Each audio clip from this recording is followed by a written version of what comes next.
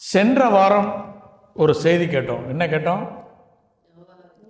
நோவாவின் மனுஷகுமாரன் வரும் நாளிலே நோவாவின் காலத்திலே நடந்தது போலவே நடக்கும் என்று சொல்லி நம்ம பார்த்தோம்.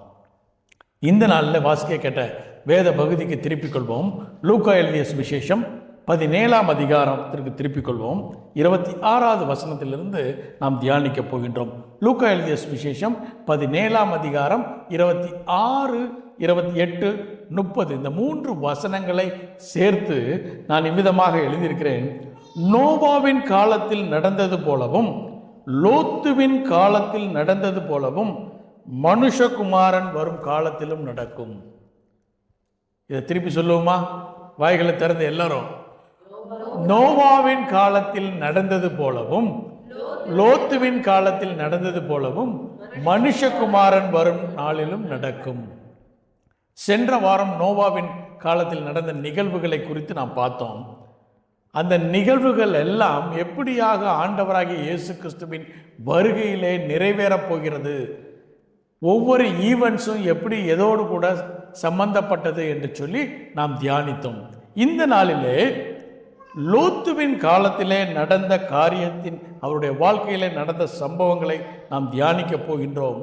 அதிலிருந்து நீங்களும் நானும் மனுஷகுமாரன் வரும் நாளிலே நீங்களும் நானும் அந்த அழிவில் இருந்து தப்பித்து கொள்ள வேண்டுமே ஆனால் என்னென்ன காரியங்களை செய்ய வேண்டும், என்னென்ன காரியங்களை செய்யக்கூடாது என்பதை குறித்து நாம் தியானிக்க போகின்றோம். அதற்கு முன்னதாக ஒரு வசனத்தை எடுத்தவர்கள் வாசிப்போம். 2 பேதுரு 2ஆம் அதிகாரம் 6வது வசனத்தை யாராவது வாசிப்போம். 2 பேதுரு 2ஆம் அதிகாரம் 6வது வசனம் தமிழிலே வாசிப்போம். சோதோம் கொமோரா என்னும் பட்டணங்களையும் சாம்பலாக்கி கவிழ்த்து போட்டு ஆக்கினைக்குள்ளாக தீர்த்து பிற்காலத்திலே அவபக்தியாய் நடப்பவர்களுக்கு அவைகளை திருஷ்டாந்தமாக வைத்து போதும். பிற்காலத்திலே, அதாவது வரக்கூடிய நாட்களிலே, இந்த நாட்களிலே அவபக்தியாய் நடக்கிறவர்களுக்கு இவைகள் எல்லாம் எப்படி வைத்திருக்கப்பட்டிருக்குதா? திஷ்டாந்தரமாக வைக்கப்பட்டிருக்கிறது. கொலோசியர் 2ஆம் அதிகாரம் 16வது வசனம் இவ்விதமாக சொல்லுகிறது, இவைகள் எல்லாம் வருங்காலங்களுக்கு நிழலாய் இருக்கிறது, அவைகளின் பொருள் கிறிஸ்துவை பற்றினதே என்று சொல்லி இவைகள் எல்லாம் நிழலாட்டமாக வைக்கப்பட்டிருக்கிறது. இவைகள் எல்லாம் திஷ்டாந்தரமாகவும் தீர்க்க தரிசனமாகவும் வைக்கப்பட்டிருக்கிறது. இந்த காரியங்களை நீங்களும் நானும் அறிந்து கொள்ள வேண்டும். அதை தான் இன்னைக்கு தியானிக்க போகிறோம். அதற்கு முன்னதாக சில ஜியோ ஹிஸ்டரிக்கல் ஃபேக்ட்ஸை மாத்திரம் நம்ம பார்த்து விட்டு இந்த நாளின் செய்திக்குள்ளாக செல்லுவோம். அந்த மேப்பை பார்ப்போம். அடுத்த மேப்பு யோர்தான் நதி நமக்கு எல்லாருக்கும் தெரியும் இல்லையா? இந்த யோர்தான் நதி எங்கே ஆரம்பிக்கிறது என்று சொன்னால் மவுண்ட் ஹர்மோன், அர்மோன் மலையிலே அந்த யோர்தான் நதி புறப்பட்டு வடக்கிலிருந்து தெற்காக பாய்ந்து வருகிறது. அது கலிலேயாவில் கடலிலே, அது கடல் என்று சொல்கிறார்கள், அது கடல் அல்ல, அது என்னதான்? லேக், பெரிய ஒரு லேக். அந்த லேக்கில் அந்த யோர்தான் நதி தங்கிவிட்டு தொடர்ந்து கலிலேயா கடல் அல்லது லேக்ல இருந்து மீண்டுமாக தெற்கு திசையாக இஸ்ரவேல் தேசத்தை முழுவதுமாக பாய்ந்து டெட் சி என்கின்ற ஒரு இடத்தை அடைகிறது. ஹெர்மோன் மலையிலிருந்து புறப்பட்ட அந்த யோர்தான் கலிலேயா கடலிலும் சரி, அது டெட் சி வரும் வரையிலே அது எப்படிப்பட்ட நீர்? குடிநீராக, மனிதர்கள் குடிக்கக்கூடிய, விவசாயத்திற்கு பயன்படுத்தக்கூடிய ஒரு நீராக இருக்கிறது. அது டெட் சீல கலந்த உடனே அது என்ன ஆயிருது? அது குடிப்பதற்கு முடியாத ஒரு தண்ணீராக மாறுகிறது. ஏனென்று சொன்னால் இந்த டெட் சீல எந்த விதமான மீன்களும் இல்லையா? ஏன்னா அந்த இடத்துல சால்ட் கண்டென்ட் ஜாஸ்தியாக இருக்கிறது. அதனால் அந்த இடத்துல மீன்கள் வளருவதில்லை, மீன்கள் வாழ முடியாது, மனிதர்களும் அந்த இடத்துல குடிக்க முடியாது, அந்த தண்ணீரை குடிக்க முடியாது. இன்றைக்கும் இஸ்ரேல் தேசத்தில் போனால், டெட் சீல போனால் நம்ம மூழ்கவே மாட்டோமா, அப்படி மிதப்போமா. ஏனென்று சொன்னால் அவ்வளவு டென்சிட்டியான ஒரு தண்ணீர். வேத வல்லுநர்கள் அது மாத்திரமல்ல, இந்த ஹிஸ்டரியன்ஸ்னு சொல்கிறாங்க, ஒரு காலத்திலே, முன்னொரு காலத்திலே இந்த டெட் சி குடிக்கக்கூடிய நல்ல ஒரு லேக்காக தான் இருந்ததாம். ஆனால் அறிவாளர்கள் சொல்லுகிறார்கள், வானத்திலிருந்து ஒரு எரிகல் வந்திருக்கக்கூடும். அந்த எரிகல் அந்த இடத்துல ஹிட் பண்ணதுனால அந்த இடத்துல இருந்து லாவா புறப்பட்டு, பூமியிலிருந்து லாவா புறப்பட்டு அந்த இடத்துல அதிகமான சால் கண்டென்ட் உருவாகி இருக்க முடியும் என்று சொல்லி அறிவியல் வல்லுநர்கள் சொல்லுகிறார்கள். அதே தான் வேதம் சொல்லுகிறது. இந்த சோதோம் குமாரா என்கின்ற பட்டணம், இந்த டெட்சியில் பார்த்தீங்கன்னா ஒரு சின்ன ஒரு லேண்ட் ஒன்று இருக்கும். அந்த இடத்துல தான் சோதோம் குமாரா இருந்தது என்று சொல்லி, அந்த சோதோம் குமாராவை தான் தேவன் அழித்தார். அதை எப்படி அழித்தார், ஏன் அழித்தார் என்பதை குறித்து இந்த நாளில் நாம் தியானிக்க போகின்றோம். சரி, அதற்கு முன்னதாக ஒரு வசனத்தை வாசிப்போம். ஆதியாகமம் 14ஆம் அதிகாரம் 1-2 வசனங்களை வாசிப்போம். ஸ்னேயாரின் ராஜாவாகிய அம்ராப்பேலும், ஏலாசாரின் ராஜாவாகிய ஹரிகோயோகும், ஏலாமின் ராஜாவாகிய கெதர்லாகோமேரும், ஜாதிகளின் ராஜாவாகிய திதியாலும் பிறந்த நாட்கள். போதும். இங்க ஒரு 4 ராஜாக்களின் பெயர்கள் கொடுக்கப்பட்டிருக்கிறது. 4 ராஜ்யங்களினுடைய பெயர் கொடுக்கப்பட்டிருக்கிறது. இந்த 4 ராஜாக்கள் மற்றொரு 5 ராஜாக்கள் 5 தேசங்களோடு கூட படையெடுத்து வருகிறார்கள். வேதாகமத்தில் சொல்லப்பட்ட முதல் போர் இதுதான். வேர்ல்டு வார் 1 வேதத்தின்படி என்னதுதான், இதுதான். இப்போ 2வது வசனத்தை வாசிப்போம். அவர்கள் சோதோமின் ராஜாவாகிய பேராவோடும், சோதோமின் ராஜாவும் கொமோராவின் ராஜாவும் அத்மோவின் ராஜாவாகிய ஸ்னேயாவோடும், செபோயிமின் ராஜாவாகிய செமேபாரோடும், சோவார் என்னும் பேலாவின் ராஜாவோடும் யுத்தம் பண்ணினார்கள். இப்போ அடுத்த ஸ்லைடுக்கு, அதுக்கு அடுத்த ஸ்லைடு எடுத்துக்குவோம்.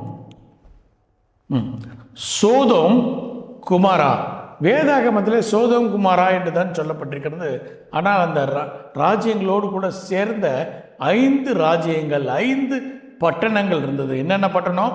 சோதோம், குமாரா, ஆத்மா, செபியும், சோவார் என்று சொல்லி 5 தேசங்கள் இருந்தது. எப்பப்பெல்லாம் சோதோம் குமாரா என்று சொன்னால் அதோடு கூட எத்தனை தேசங்கள் இணைந்து இருக்கிறது? 5 தேசங்கள் இருக்கு. அப்படியாக இந்த 5 தேசங்கள் 5 ராஜாக்களும் சேர்ந்து இருந்தார்கள். இப்போ இந்த முதல் சொன்ன 4 ராஜாக்கள் இந்த 2வது சொன்ன 5 ராஜாக்களோடு கூட போர் செய்கிறார்கள். அப்போ எப்பப்பெல்லாம் வேதாகமத்தில் சோதோம் குமாரா என்று சொல்லப்பட்டிருக்கோ அங்கே நம்ம புரிந்து கொள்ள வேண்டும் எத்தனை ராஜ்யங்கள்? 5 ராஜ்யங்கள் இருந்தது என்று சொல்லி. சரி, ஆபிரகாமின் நாட்களுக்கு வருவோம். ஆபிரகாம் ஊர் என்கின்ற கல்தேய தேசத்திலே அவர் வாழ்ந்து வந்தார். கர்த்தர் அவரை பெயர் சொல்லி அழைத்தார். எப்படி அழைத்தார்? உன் தேசத்தையும் உன் இனத்தையும் உன் தகப்பன் வீட்டையும் விட்டு வா, நான் காட்டும் தேசத்திற்கு வா என்று சொல்லி ஊர் என்கின்ற கல்தேயர் பட்டணத்தில் மெசொப்பொத்தாமியாவில் இருந்து அவர் புறப்பட்டு வருகிறார். புறப்பட்டு வரும்போது யாரை கூட்டிட்டு வர்றாரு? தேராகவையும் கூட்டி வருகிறார். அவர் லோத்துவையும் கூட்டி வருகிறார். லோத்து யாரு? அவருடைய அண்ணனுடைய பையன். இப்போ இந்த 3 குடும்பங்களும் பிரயாணப்பட்டு வருகிறார்கள். இந்த பிரயாணத்தை வழி நடத்துவது யாரு? தேராகு கானான் தேசத்திற்கு கிழக்காக வர வேண்டிய அந்த பிரயாணம். இப்போ அவர்களை கூட்டிக் கொண்டு தேராக எங்கே போகிறாரு? வடக்காக ஹாரான் என்கின்ற இடத்திற்கு போய் அங்கே அவர்கள் தங்குகிறார்கள். அங்கே தங்கியிருக்கும் போது ஆதியாகமம் 11ஆம் அதிகாரத்தில் தேராக என்ன செய்கிறாரு? மரித்து போகிறார். கல்தேயர் தேசத்திலே ஆபிரகாமோடு கூட பேசிய தேவன் இந்த தேராகு மரிக்கும் வரையிலே அவனோடு கூட பேசவில்லை. தேராகு மரித்த உடனே ஆதியாகமம் 12ஆம் அதிகாரத்திலே மீண்டுமாக ஆபிரகாமுக்கு அழைப்பு கொடுக்கப்பட்டது. மீண்டுமாக தேவன் சொல்கிறார், நீ என்ன செய்யணும்? எங்கே புறப்பட்டு வரணும்? கானான் தேசத்திற்கு வர வேண்டும் என்று சொல்லி கானான் தேசத்திற்கு வருகிறார்கள். இப்போ யார் ஆபிரகாமோடு கூட இருக்கிறார்? லோத்து. இப்போ லோத்துவை தேவன் ஆபிரகாம் இடத்திலிருந்து பிரிக்க வேண்டும். சில நேரங்களில் கர்த்தர் உங்களை ஆசீர்வதிக்க வேண்டுமே, ஆனால் சில நட்புகளை, நட்புகளை உங்களை விட்டு பிரிக்க வேண்டும் என்று சொல்லி தேவன் விரும்புகிறார். அதற்கு நீங்களும் நானும் இடம் கொடுக்க வேண்டும். அப்போ இந்த லோத்து என்ன செய்கிறாரு? லோத்துனுடைய ஊழியக்காரர்களுக்கும் ஆபிரகாமின் ஊழியக்காரர்களுக்கும் ஆதியாகமம் 13 என்னாச்சு? வாக்குவாதம் ஏற்பட்டது. அந்த வாக்குவாதத்தின் நிமித்தம் இப்போ ஆபிரகாமும் லோத்தும் பிரிந்து போகிறார்கள். பிரிந்து போகின்ற போது ஆபிரகாம் சொல்கிறாரு, உனக்கு நீ எந்த திசையில் போறியோ அதற்கு எதிர் திசையில் நான் போகிறேன், நீ முதலாவது தேர்ந்தெடுத்துக்கொள் என்று சொல்லி. அப்போ அவர் ஆதியாகமம் 13ஆம் அதிகாரம் 10வது வசனத்தை வாசிப்போம். அப்பொழுது லோத்து தன் கண்களை ஏறெடுத்து பார்த்து, யோர்தான் நதிக்கு அருகான சமபூமி முழுவதும் நீர்வளம் பொருந்தினதாய் இருக்க கண்டான். கர்த்தர் சோதோமையும் கொமோராவையும் அழிக்கும் முன்னே சோவோருக்கு போம் வழி மட்டும் அது கர்த்தருடைய தோட்டத்தை போலவும் எகிப்து தேசத்தை போலவும் இருந்தது. இப்ப சோதோம் குமாரா கடைசி எங்க வருது? அந்த 5 தேசங்களுடைய முடிவு எங்க வருது? சோவாரில் வருகிறது. சோதோமிலே தொடங்கி சோவார் வரையில் இருக்கக்கூடிய இடமெல்லாம் எப்படி இருந்துச்சா? கர்த்தருடைய தோட்டமாகிய ஏதோமை போலவும் எகிப்து தேசத்தை போலவும் மிகவும் வளம் பொருந்தியதாக இருந்தது. அப்போ லோத்து என்ன நினைக்கிறாரு? இதை நான் தேர்ந்தெடுத்துக் கொள்வேன் என்று சொல்லி தேர்ந்தெடுத்துக் கொள்கிறார். 12வது வசனத்தை வாசிப்போம். ஆபிரகாம் கானான் தேசத்தில் குடியிருந்தான். லோத்து அந்த யோர்தானுக்கு அருகான சமபூமியில் உள்ள பட்டணங்களில் வாசம் பண்ணி சோதோமுக்கு நேரே கூடாரம் போட்டார். இப்போ அவர் எங்கே போடுறாரு? அவுட் சைடில் போடுறார். சரி, அது படிப்போம். இந்த காரியங்கள் இப்போ 2 பேரும் பிரிந்து போய்விட்டார்கள். இருவரும் வாழ்ந்து கொண்டிருக்கும் போது இந்த வார் நடக்குது. இந்த வார் நடந்த உடனே ஆபிரகாம் போய் லோத்துவை மீட்டு கொண்டு வந்து சோதோமில் விடுறாரு. அப்பயாவது லோத்து என்ன செஞ்சிருக்கலாம்? சரி, இனிமேல் நான் உங்கள் கூட வந்துடுறேன் சொல்லியிருக்கலாம். ஆனால் லோத்து என்ன செய்கிறாரு? அதுக்கு இல்லை. அவர் என்ன செய்கிறாரு? சோதோமிலே தங்கி விடுகிறார். அதன் முடிந்த பின்பு ஆதியாகமம் 18வது அதிகாரத்திற்கு வருவோம். இப்போ சோதோம் குமாராவினுடைய பாவங்கள் தேவனுடைய சமூகத்தை எட்டியது. அதை நியாயம் தீர்க்கும் வண்ணமாக தேவன் வருகிறார். எடுத்தவர்கள் வாசிப்போம். ஆதியாகமம் 18ஆம் அதிகாரம் 1 வசனத்திலிருந்து வாசிப்போம். 1ஆம் வசனத்திலிருந்து. பின்பு கர்த்தர் மம்ரேயின் சமபூமியிலே அவனுக்கு தரிசனமானார். அவன் பகலின் உஷ்ண வேளையில் கூடார வாசலிலே உட்கார்ந்து. போதும். இப்போ ஆபிரகாம் என்ன செய்கிறாரு? உஷ்ணமான வேளையிலே கூடார வாசலிலே உட்கார்ந்து கொண்டு வாட்ச் பண்ணிக்கிட்டே இருக்கார், என்ன நடக்குதுன்னு சொல்லி. இவர் யார்? ஆபிரகாம் செல்வந்தன். ஒரு ஆளை போட்டு என்ன செஞ்சுருக்கலாம்? பார்த்துக்குங்கன்னு சொல்லிட்டு இவர் என்ன செஞ்சுருக்கலாம்? கூடாரத்தில் அமர்ந்திருக்கலாம். ஆனால் அந்த தேசத்தையும் அந்த அவருடைய பிள்ளைகளையும் அவருடைய குடும்பங்களையும் காக்க வேண்டும் என்று சொல்லி உஷ்ண வேளையிலே கூடாரத்தின் வாசல்லே அமர்ந்து கொண்டு அவர் பார்த்து கொண்டிருக்கும் போது என்ன நடந்தது? இவங்க எங்கே தங்கியிருக்காங்க?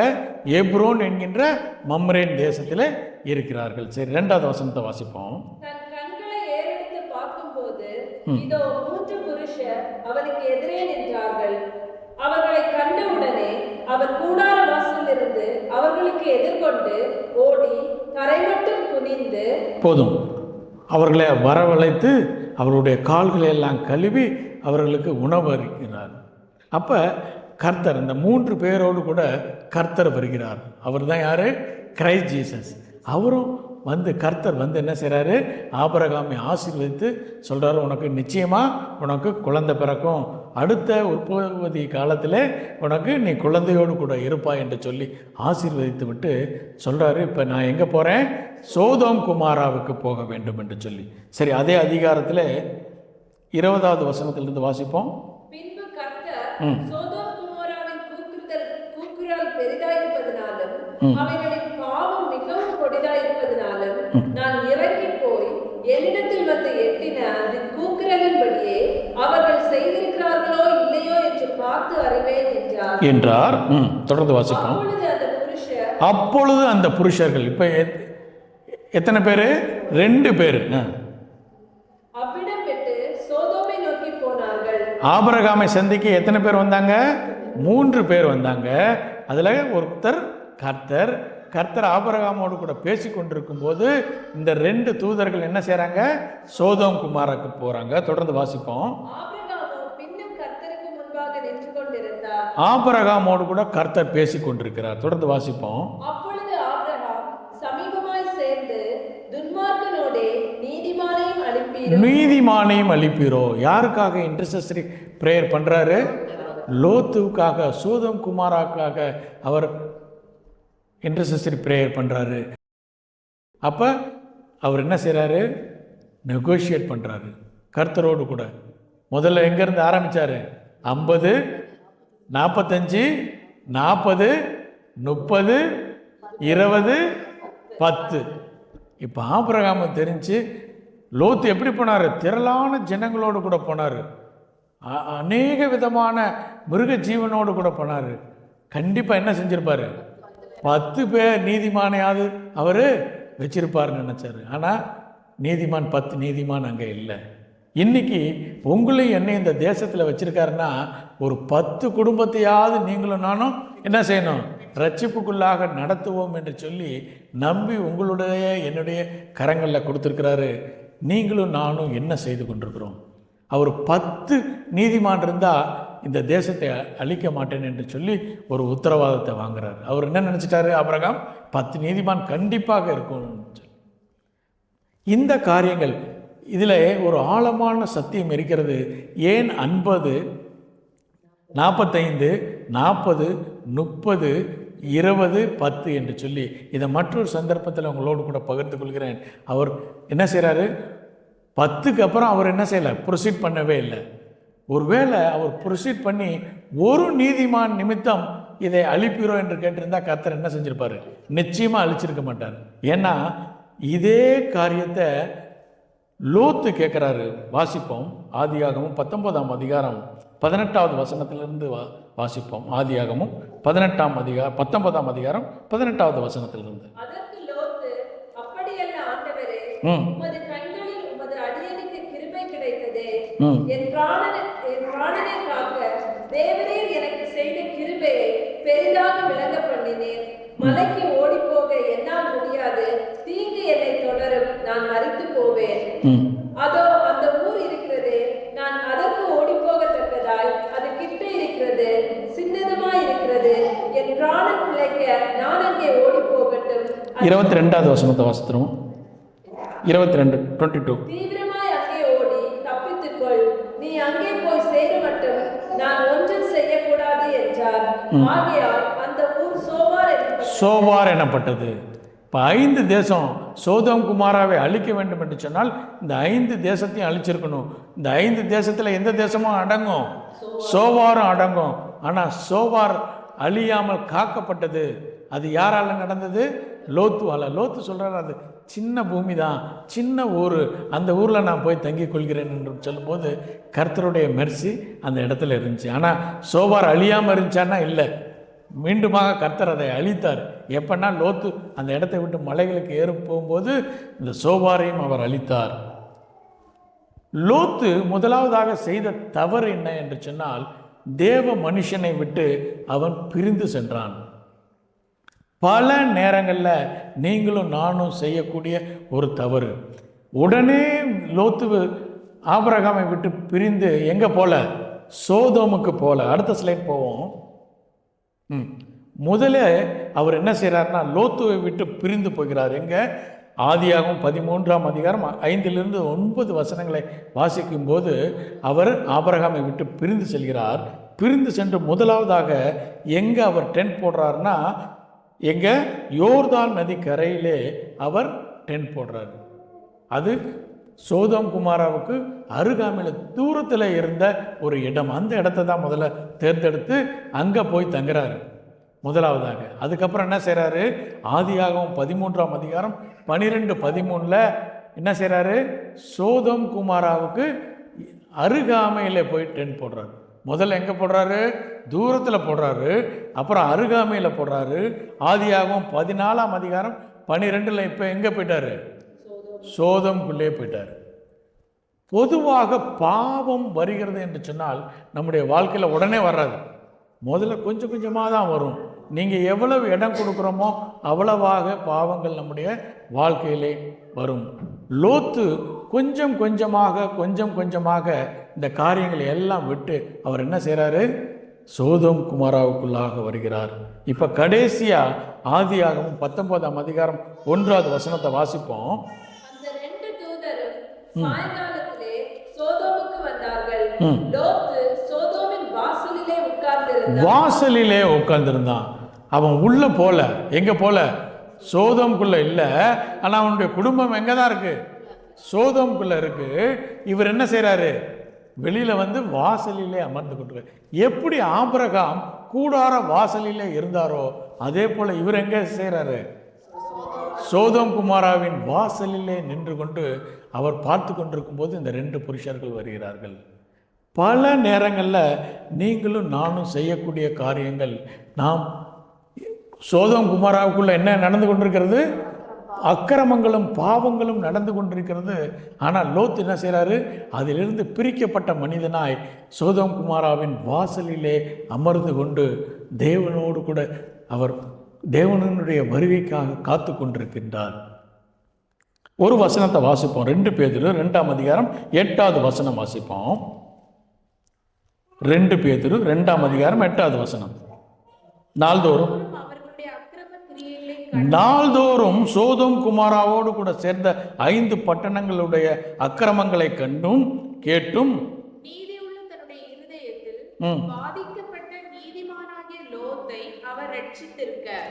ரட்சித்திருக்க.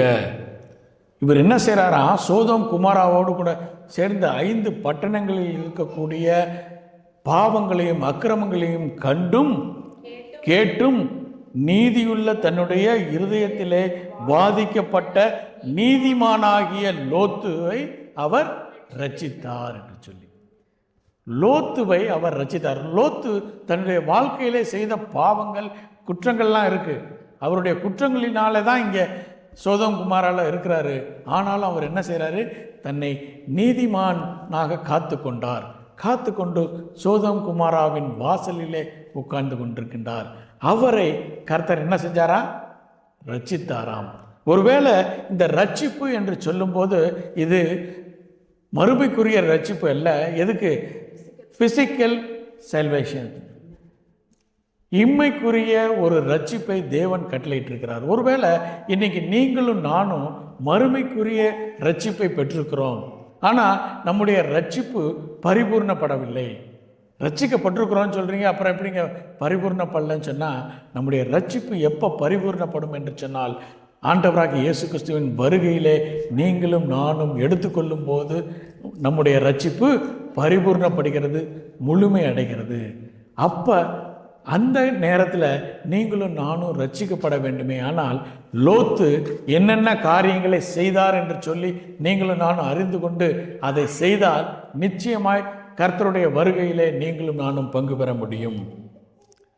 அந்த ரட்சிப்பை பெற்றுக்கொண்ட ரட்சிப்பின் பரிபூர்ணத்தை நீங்களும் நானும் அடைய வேண்டுமே. ஆனால் லோத்துவினுடைய வாழ்க்கையிலே லோத்து செய்த காரியங்களை நீங்களும் நானும் அறிந்து கொண்டு அதை செய்தால் நிச்சயமாய் நீங்களும் நானும் வர இருக்கக்கூடிய மிகப்பெரிய ஆபத்திலிருந்து உங்களையும் என்னையும் நம்முடைய குடும்பங்களையும் அது மாத்திரமல்ல நம்மை சார்ந்தவர்களையும் தப்புவித்து கொள்ள முடியும். மீண்டும் ஒரு விஷயம் கூட வாசிப்போம்.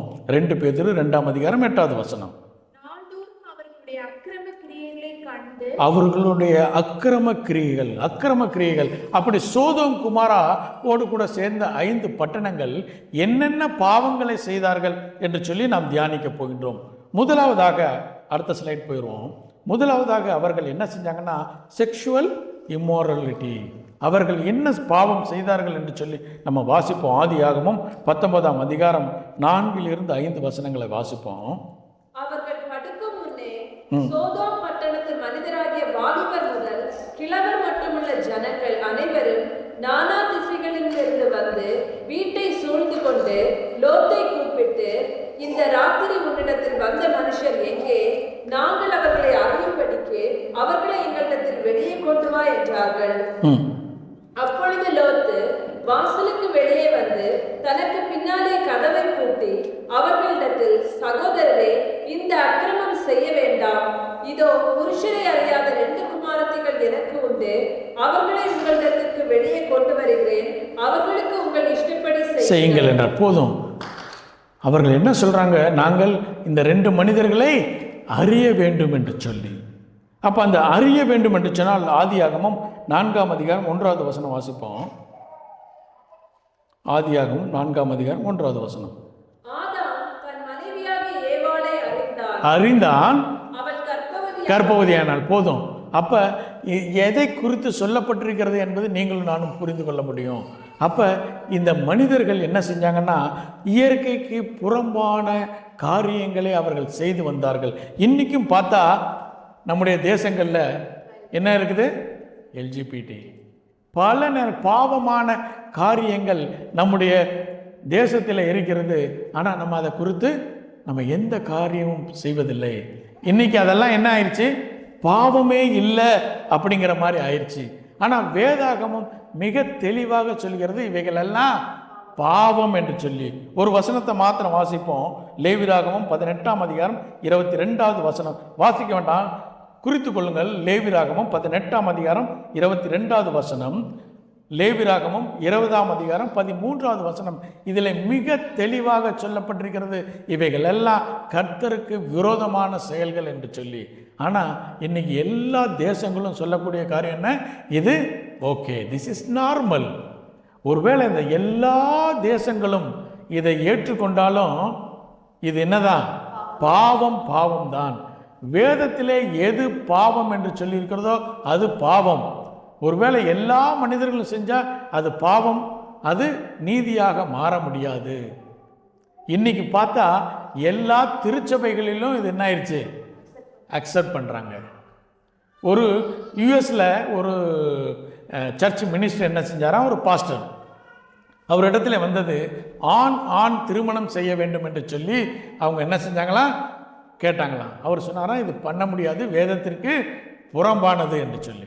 உடனே அவங்க என்ன செஞ்சாங்களாம்? போய் கம்ப்ளைண்ட் பண்ணாங்களாம். உடனே கவர்னர் கூப்பிட்டு கேட்குறாரு, ஏதோ நீங்கள் சொல்லிட்டீங்க, இப்போ நான் உங்களை மன்னிக்கிறேன். ஏன்னா உங்களுக்கு என்ன வயசாயிருச்சு? 70 இயர்ஸ் ஆயிடுச்சு. இப்போ ரிட்டையர்ட் ஆக போகிறீங்க, அடுத்த மாதம் ரிட்டையர்ட் ஆக போகிறீங்க. உங்களுக்கு கடைசி சான்ஸு, உங்களுடைய செஞ்ச சர்வீஸை பார்த்து உங்களுக்கு ஒரு கிரேஸ் தரேன். இப்போ நீங்கள் சொல்லுங்கள், நான் செஞ்சது தவறுன்னு சொல்லிவிட்டு ஒத்துக்கிட்டிங்கன்னா உங்களை நான் ரிலீஸ் பண்ணிடுறேன். அவர் சொன்னாராம், இந்த இடத்துல நான் மன்னிப்பை கேட்டுக்கொண்டு நித்திய ஆக்கினைக்கு போவதற்கு பதிலாக நான் என்ன செய்வேன்னா, இங்கே தண்டனையை வாங்கி கொண்டு பரலோகத்துக்கு போவேன் என்று சொல்லி. அப்படி பாவத்தை பாவம் என்று சொல்லி திருச்சபை சொல்ல முடியாத சூழ்நிலையிலே இருக்கிறோம். இன்றைக்கி திருச்சபையில் வேலை செய்கிறவர்கள் பாவம்னு இதை சொல்லிட்டா இந்த மாதம் அவங்களுக்கு சேலரி கிடைக்காது. ஆகையினால என்ன செய்கிறாங்க? அதை பாவம் என்று சொல்வதில்லை. ஆனால் தேவன் சொல்கிறாரு, இது பாவமான காரியம், இந்த காரியத்தை செய்தால் அக்னி வரும். சோதோம் குமாராவை எப்படி அழித்தாரோ அதே போல இந்த தேசத்தையும் அழிப்பேன் என்று சொல்லி. இன்னைக்கு நம்முடைய ஸ்வீடன் தேசத்தை பார்த்து தேவன் சொல்றாரு, இந்த தேசத்திலே பாவம் பெருகி இருக்கிறபடினாலே நிச்சயமாய் இந்த தேசத்தை அழிப்பேன் என்று சொல்லி. நீங்களும் நானும் ஆபிரகாமை போல, லோத்துவை போல இவர்களுக்காக மன்றாட அழைக்கப்பட்டிருக்கிறோம். ஒருவேளை அவர்களுக்காக மன்றாடுறோம், அதே சமயத்தில் லோத்துவை போல நீங்களும் நானும் என்ன செய்யணும்?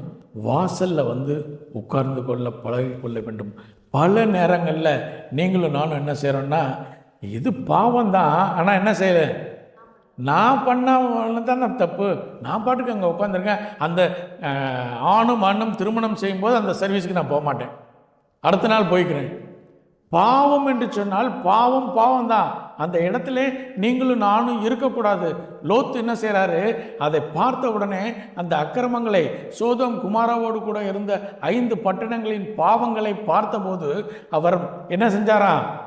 இருதயத்திலே வாதிக்கப்பட்டவராய் என்ன செய்கிறாரு? வாசலிலே வந்து உட்காரார். தன்னை தனிமைப்படுத்திக் கொள்கின்றார். மாறுபாடான இந்த சந்ததியை பார்க்கின்ற போது வேறுபாடான வாழ்க்கையை நீங்களும் நானும் வாழ கற்றுக்கொள்ள வேண்டும், இந்த லோத்துவை போல. அப்போதான் நீங்களும் நானும் என்ன செய்ய முடியும்? ரட்சிக்கப்பட முடியும். நம்ம என்ன செய்கிறோம்? இதெல்லாம் எப்படிங்க முடியும்? இல்லை, எப்படி எங்களுடைய இவ்வளோ நாள் பழகி இருக்கிறோம், எப்படி விட்டுட்டு வர முடியும்? அந்த ஆதியாகமம் 19ஆம் அதிகாரத்தில் லோத்து என்ன செய்கிறாராம்? தாமதப்படுத்தி கொண்டே இருந்தாராம். ஒரு பக்கம் என்ன செய்கிறாரு? கர்த்தருடைய தூதனானவர் துரிதப்படுத்துகிறாரு, இவர் என்ன செய்கிறாரு? தாமதப்படுத்துகிறார். காரணம் என்ன என்று சொன்னால், லோத்து உன்னுடைய மனைவியும் அவனுடைய பிள்ளை மகள்களும் ஆயத்தமில்லை. பல நேரங்களில் இப்படிப்பட்ட சுச்சுவேஷன் உங்களுக்கும் எனக்கும் வரும். நீங்களும் நானும் நம்முடைய வாழ்க்கையை காத்துக்கொள்ள வேண்டும். ஒருவேளை நீங்களும் நானும் காத்துக்கொள்ள முடியாமல் காம்ப்ரமைஸ் பண்ணுவோமே ஆனால் நிச்சயமாய் நம்முடைய பிள்ளைகள் அல்லது நம்முடைய சந்ததி என்னாகும்? இதே பாவத்துக்குள்ளாக போகும். லோத்து தன்னை தனிமைப்படுத்தி கொண்டான். இந்த அக்கிரமங்களிலிருந்து தன்னை தனிமைப்படுத்தி கொண்டான். இதோடு கூட நான் சேர மாட்டேன் என்று சொல்லி, நீங்களும் நானும் இப்படிப்பட்ட வாழ்க்கையை வாழ்ந்தால் மாத்திரமே வரக்கூடிய பெரிய அழிவிலிருந்து உங்களையும் என்னையும் நம்முடைய குடும்பத்தையும் நம்முடைய சந்ததியும் காத்துக்கொள்ள முடியும். ஒருவேளை காம்ப்ரமைஸ் பண்ணால் லோத்து சொல்லியிருப்பான், லோத்துவினுடைய மனைவி சொல்லியிருப்பாங்க, நம்ம எங்கேருந்து வந்தோம்? ஊர் என்கின்ற தேசத்திலிருந்து வந்தோம். அங்கேருந்து வரும்போது திரளான ஜனங்கள் நம்ம கூட வந்தாங்க. யார் வந்தா? என்னுடைய அத்தை வந்தாங்க, சித்தி வந்தாங்க. இவங்களையெல்லாம் விட்டுட்டு எப்படி நான் போக முடியும்? இவ்வளோ ஃப்ரெண்ட்ஸ் இருக்காங்க, இவ்வளோ ஃப்ரெண்ட்ஸை விட்டுட்டு நான் எப்படி போக முடியும்? லோத்துவினுடைய பிள்ளை மகள் சொல்லியிருப்பாங்க, எங்களுக்கு என்ன இருக்குது? நிச்சயதார்த்தம் ஆகிருக்குது, ஃபிக்ஸ் ஆகிருக்கு. கணவன் ஆகக்கூடிய என்னுடைய புருஷர்களை விட்டுட்டு நான் எப்படி வர முடியும் என்று சொல்லி இந்த லோத்து ஒரு முடிவை எடுத்தான். நான் இனி சோதோமிலே இருக்க மாட்டேன், எங்கே இருப்பேன்? வாசலிலே இருப்பேன் என்று சொல்லி அப்படிப்பட்ட முடிவுகளை எடுத்தால் மாத்திரமே நீங்களும் நானும் கடைசி நாளிலே ரட்சிக்கப்பட முடியும். இல்லைன்னா ரட்சிக்கப்பட முடியாது. அநேக வசனங்கள் இருக்குது, வேணா குறித்து கொள்ளுங்க. இவைகள் எல்லாம் வாசிக்க முடியாது. ரோமர் 1 அதிகாரம் 26, 27, 1 கொரிந்தியர் 6 அதிகாரம் 9 11 வசனங்கள். இவைகள் எல்லாம் வேதம் தெளிவாக சொல்கிறது. இவைகளெல்லாம் தேவனுக்கு வெறுக்கப்படக்கூடிய காரியங்கள். இந்த காரியங்கள் எல்லாம் இன்னைக்கு எங்கே வந்துருச்சு? உலகத்தில் வந்துச்சு. உலகத்திலிருந்து எங்கேயும் வந்துருச்சு, திருச்சபைகளுக்குள்ளும் வந்து விட்டது. திருச்சபையிலிருந்து ஆட்கள் வெளியில் போய் சுவிசேஷம் உலகத்தில் சுவிசேஷத்தை சொல்லி உலகத்திலே திருச்சபையை ஸ்தாபித்த நாட்கள் போய் உலகம் எங்கே வந்துருச்சு? திருச்சபைக்குள்ளே வந்துருச்சு. உலகத்தின் பாவம் எங்கே வந்துருச்சு? திருச்சபைகளுக்குள்ளாக வந்து விட்டது. நீங்களும் நானும் இந்த லோத்துவை போல தனிமைப்படுத்திக் கொள்ள வேண்டும். மாறுபாடான இந்த சந்ததியை விட்டு நீங்களும் நானும் வேறுபாடான வாழ்க்கையை வாழ கற்றுக்கொள்ள வேண்டும். ஒருவேளை அதை செய்யலைன்னா, ஒருவேளை நீங்களும் நானும் இன்னைக்கு தப்பிச்சுக்கலாம், நம்முடைய சந்ததி எங்கே போய் மாட்டிக்கொள்ளும்? இந்த அக்னிக்குள்ளாக மாட்டிக்கொள்ளும். இந்த பெரிய ஒரு அக்கிரமத்துக்குள்ளாக இருக்கும்போது நிச்சயமாய் அவர்கள் ரட்சிக்கப்பட முடியாது. நீங்களும் நானும் நம்ம எடுக்கக்கூடிய முடிவுகள் எப்படி இருக்கணும்? ரொம்ப கேர்ஃபுல்லாக எடுக்கணும். ஒருவேளை எடுக்க தவறிவிட்டால் இந்த லோத்துவினுடைய குடும்பம் என்னாச்சு? அழிந்து போய்விட்டது.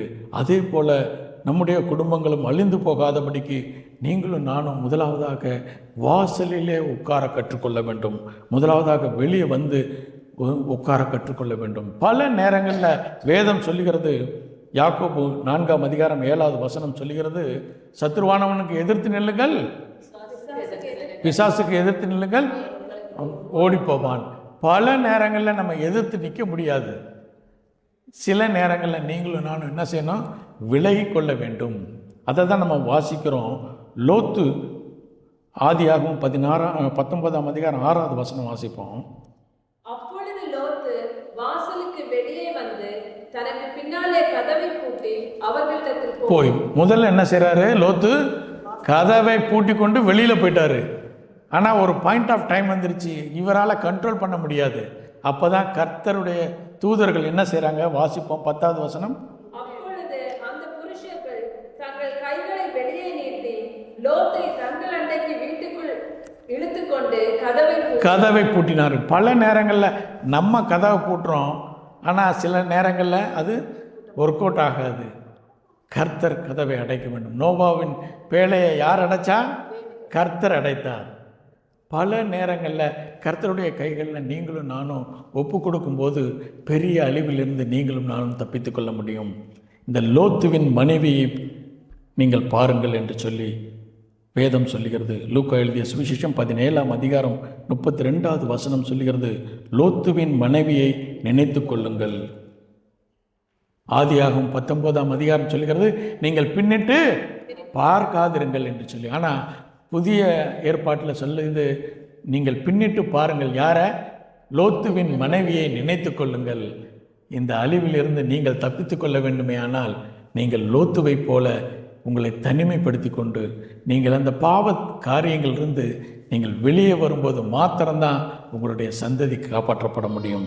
இரண்டாவதாக பார்ப்போம், எசேக்கியேல் 16ஆம் அதிகாரம் 16, 49, 50. இதோ கர்வமும் ஆகார திரட்சியும் நிர்விசாரமான சாங்கோபமும் ஆகிய இவைகளே உன் சகோதரியான சோதோமின் அக்கிரமம். இவைகளே அவளிடத்திலும் அவள் குமாரத்திகளிடத்திலும் இருந்தன. சிறுமையும் எளிமையுமான கையை அவள் பலப்படுத்தவில்லை. அவர்கள் தங்களை உயர்த்தி என் முகத்துக்கு முன்பாக அருவருப்பானதை செய்தார்கள். அதை நான் கண்டபோது அவர்களை ஒழித்து விட்டேன். இரண்டாவதாக, முதல் பாவம் என்ன பண்ணாங்க?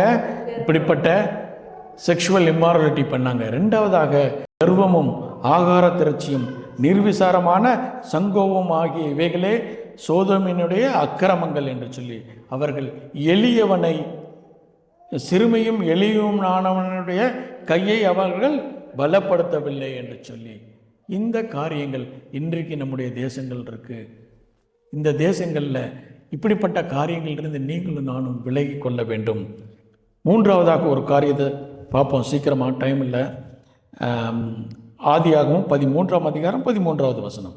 சோதோமின் ஜனங்கள் பொல்லாதவர்களும் கர்த்தருக்கு முன்பாக மகா பாவிகளுமாய் இருந்தார்கள். அவர்கள் மிகவும் பாவிகளாய் இருந்தார்கள். இதுதான் இந்த காரியங்களிலிருந்து நீங்களும் நானும் தனிமைப்படுத்தி கொள்ள வேண்டும், இந்த லோத்துவை போல.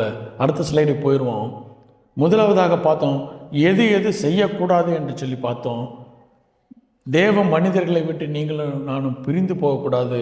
என்னுடைய எச்சரிப்பு வருகின்ற போது நீங்களும் நானும் அதை என்ன செய்யக்கூடாது? இக்னோர் பண்ணக்கூடாது. இந்த காரியங்களை செய்யும் போது மாத்திரம்தான் நீங்களும் நானும் தப்பித்து கொள்ள முடியும். 2 பேதுரு 2ஆம் அதிகாரம் 5வது வசனத்தை வாசிப்போம். பூர்வ உலகத்தையும் தப்ப விடாமல் நீதியை பிரசங்கித்தவனாகிய நோவா முதலான 8 பேரை காப்பாற்றி அவபக்தி உள்ளவர்கள் நிறைந்த உலகத்தின் மேல் ஜலப்பிரளயத்தை வரப்போதும். போதும். இந்த நோவா என்ன செய்யறாரு? 120 வருஷம் பிரீச் பண்றாராம். தேவனுடைய எச்சரிப்பை தேவனுடைய மனிதர்களிடத்தில், அப்போது வாழ்ந்த மனிதர்களிடத்தில் எச்சரிப்பு கொடுக்கும்போது அவர்கள் என்ன செய்கிறாங்க? யாருமே கேட்கல, இக்னோர் பண்ணுறாங்க. மொத்தத்தில் யாரை மட்டும்தான் காப்பாற்ற முடிஞ்சிச்சு? 8 பேர். அவருடைய குடும்பத்தை மாத்திரம்தான் காப்பாற்ற முடிஞ்சது. அவருடைய 120 வருட பிரசங்கத்தில் எத்தனை பேர் தான் ரட்சிக்கப்பட்டாங்க? 8 பேர் தான் ரட்சிக்கப்பட்டார்கள்.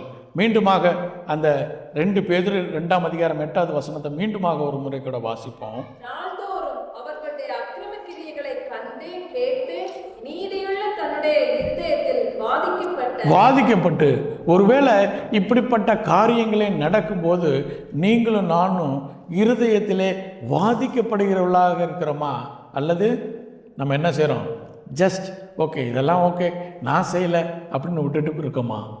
இருதயத்திலே பாதிக்கப்பட வேண்டும். அக்கிரமங்களையும் பாவங்களையும் பார்க்கும்போது நீங்கள் முதலாவதாக இருதயத்திலே குத்தப்பட்டவர்களாய், ஃபெல்ட் டீப்லி டார்மெண்டட், நீங்களும் நானும் அதற்கான ஒரு வருத்தம் இருக்கணும். அப்போ தான் இந்த லோத்துவை போல நீங்களும் நானும் ரட்சிக்கப்பட முடியும். அடுத்தது போயிடும், அடுத்த ஸ்லைடு. இந்த ஈவில்ல இருந்து நீங்களும் நானும் நம்மை காத்து கொள்ள வேண்டும். இந்த காரியங்களை செய்யும்போது மாத்திரம்தான் நீங்களும் நானும் தப்பித்து கொள்ள முடியும். ஆதியாகமம் 19ஆம் அதிகாரம் 17வது வசனத்தில் வாசிப்போமா? ஆதியாகமம் 19ஆம் அதிகாரம் 17வது வசனம்.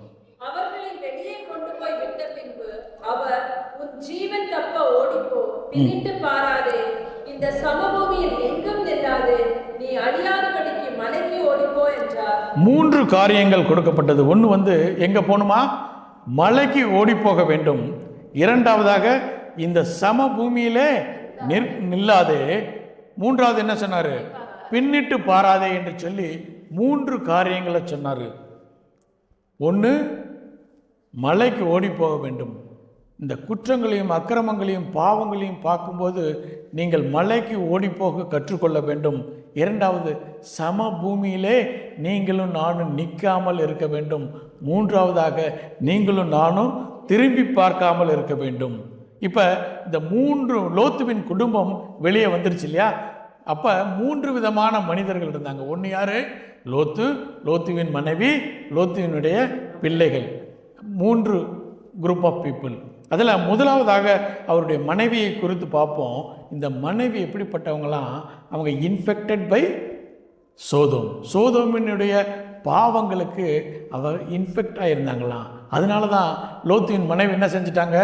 சோபாலேருந்து திரும்பி பார்த்தபோது உப்பு தூணாய். இப்போ இன்றைக்கும் போனீங்கன்னா உப்பு தூண் இருக்கு, ஆனால் அது ரொம்ப பெருசாக இருக்கும். நம்ம நினைப்போம், எப்படி அந்த உப்பு தூண் இவ்வளோ பெரிய அம்மாவாக வாழ்ந்துச்சுன்னு. அந்த அம்மா நிற்கும்போது லாவா புறப்பட்டு வந்து அதை முழுவதும் கவர் பண்ணும்போது அதை கவர் பண்ணி அந்த அம்மா உள்ளுக்குள்ளே இருக்காங்களாம். இன்றும் போனால் நம்ம பார்க்க முடியும். அப்படி பின்னிட்டு பார்த்தது இன்ஃபெக்டட். நீங்களும் நானும் இந்த சொசைட்டியில் இருக்கிறோம். இன்ஃபெக்டடான பர்சனாக இருந்தோம்னால் இந்த லோத்துவின் மனைவிக்கு ஏற்பட்ட நிலை உங்களுக்கும் எனக்கும் வரும். இரண்டாவதாக, இன்ஃப்ளூயன்ஸ்டு பை சோதோம். இந்த பெண்கள் 2 பிள்ளைகள் என்ன செஞ்சாங்களா? Influenced by Sodom. அவர்கள் இப்போ என்ன செய்கிறாங்க? மலைக்கு ஏறி போய் கெபியில் வாழும்போது இந்த உலகத்தாரை போல நாமும் சந்ததியை உருவாக்க வேண்டும் என்று சொல்லி தவறான ஒரு முடிவை எடுத்தபடினாலே அவர்கள் யாரை உருவாக்குனாங்க? அம்மோனியர்களையும் மோவாப்பியர்களையும் உருவாக்கினார்கள். அவர்கள் தேவனுடைய சமூகத்தில் ஒருபோதும் வர முடியாது. எடுத்தவர்கள் வாசிப்போம். உபாகமும் 23ஆம் அதிகாரம் 3வது வசனம். அம்மோனியனும் மோவாபியனும் கர்த்தருடைய சபைக்கு உட்படலாகாது. 10ஆம் தலைமுறையிலும் என்றைக்கும் அவர்கள் கர்த்தருடைய சபைக்கு உட்படலாகாது. கர்த்தருடைய சமூகத்தில் அவர்கள் நித்தியமாய் வரக்கூடாதபடிக்கு ஒரு சந்ததியை அவர்கள் உருவாக்கினார்கள். யாரு? Influenced by Sodom. முதல்ல ஒருத்தங்களை பார்த்தேன், அவங்க யாரு? Infected by Sodom. ரெண்டாவது, இன்ஃப்ளூயன்ஸ்டு பை சோதோம். அடுத்த ஒரு மனிதர் தான் ஐசோலேட்டட் ஃப்ரம் சோதோம். அவர் தன்னை தனிமைப்படுத்தி கொண்டார். அவர் மாத்திரம்தான் ரட்சிக்கப்பட்டார். அந்த ரட்சிப்பு போல நீங்களும் நானும் ரட்சிக்கப்பட வேண்டுமே. ஆனால் அவர் கிடைத்தது என்ன ரட்சிப்பு தான்? ஃபிசிக்கல் இம்மைக்குரிய சால்வேஷன் தான் கிடச்சி. உங்களுக்கும் எனக்கும் இன்னைக்கு கர்த்தர் ஒரு ரட்சிப்பை கொடுத்துருக்கிறாரு. அந்த ரட்சிப்பினுடைய முழுமை எப்போ கிடைக்கும்னா கர்த்தருடைய வருகையிலே. நீங்கள் கர்த்தருடைய வருகையிலே நீங்களும் நானும் பங்கு பெற வேண்டுமே. ஆனால் இந்த லோத்து செய்த காரியங்களை நீங்களும் நானும் செய்ய வேண்டும். தனிமைப்படுத்தி கொள்ள வேண்டும். கர்த்தருடைய வார்த்தைக்கு செவி கொடுக்க வேண்டும். ஒருவேளை என்னென்ன தவறு செய்தார் என்று சொல்லி பார்த்தா அந்த தவறுகளிலிருந்து நீங்களும் நானும் பாடங்களை கற்றுக்கொள்ளும் போது வர இருக்கக்கூடிய பெரிய ஆபத்திலிருந்து உங்களையும் உங்களுடைய குடும்பத்தையும் உங்களுடைய சந்ததியும் காத்து கொள்ள முடியும். கண்களை மூடி தேவனுடைய சமூகத்தை நோக்கி பார்ப்போம்.